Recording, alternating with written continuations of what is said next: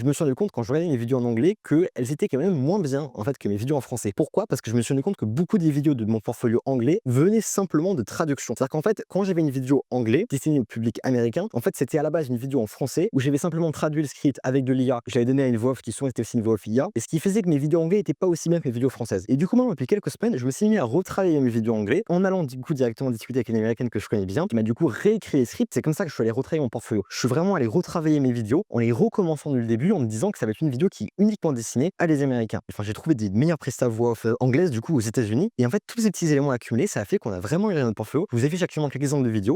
We create exceptional presentational videos for your business. Why? Because your website deserves better than all these gloomy lines of text that nobody is going to read.